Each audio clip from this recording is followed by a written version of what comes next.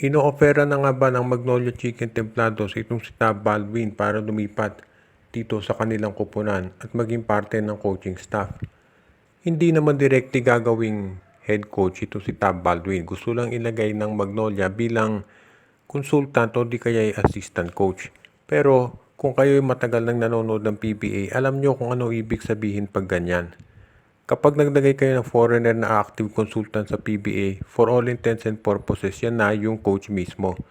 Ginawa na yan, of course, alam natin ngayon, ganyan ang nangyayari dito sa Meralco Bolts. Ang coach talaga dyan, si Nenad Vucinic.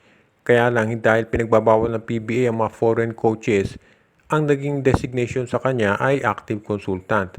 Sa Converge, ganyan din, si Raiko Turoman na talaga nagko-coach dyan. Alam natin, ginawa na rin yan ng TNT dati kay Mark Dickel. At itong San Miguel, ginawa na rin yan kay Raiko Turoman din at kay Todd Perves. So if ever nakunin ng Magnolia itong si Tab Baldwin bilang active consultant o kaya assistant coach, sa tingin ko makatutulong yan dito sa kanilang lineup. At pwede na siguro talagang matanggal sa pwesto itong si Chito Victolero. Alam natin maraming fans ng Magnolia gusto nang maalis to sa pwesto dahil sa tingin nila hindi ito nakakontribute pagdating dito sa kanilang lineup at dito sa kanilang performance. Ang sabi nga ng fans ng Magnolia, kahit sino pang player ang ilagay mo dyan, kung si Victolero pa rin ang coach, ay walang pagbabago na mangyayari. Pero sa tingin ng management ay okay pa rin ang performance dito si Victolero, kaya abangan na lang natin kung ano ang magiging sitwasyon dito. Sa ngayon kasi parang nahahati management kung ooperan ba talaga nila si Baldwin o hindi. Dahil merong mga iba gusto ngayon na bigyan pa ng pagkakataon dito ang Magnolia para ipakita kung anong kaya nilang gawin. Dahil total isang game pa lamang tayo dito sa Governors Cup para sa hot shots. So abangan na lang natin kung mapupunta nga dyan si Baldwin. Mukhang naka-jackpot ang Converge Fiber Excess dito sa kanilang import na si Scotty Hobson na naka 46 points at 4 out of 4 mula sa 4-point range. Ang ganda ng pinakita nito.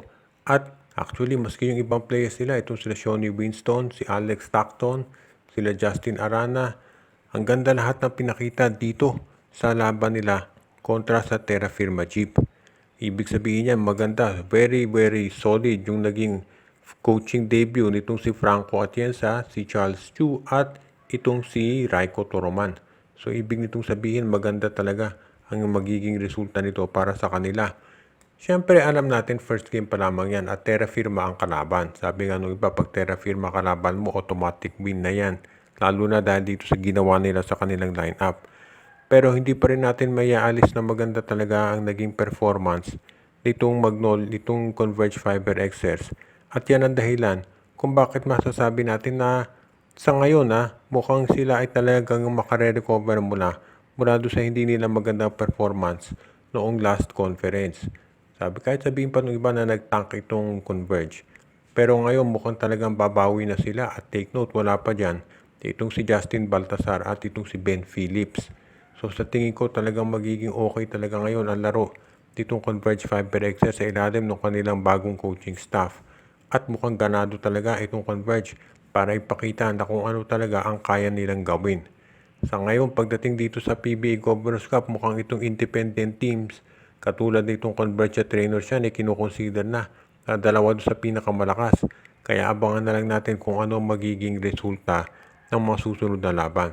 Siyempre, maaga pa. At alam natin na re-rest back itong SMC at MVP Group. Kaya tignan natin kung paano makakapag-match up dyan itong Converge at itong iba pang mga teams.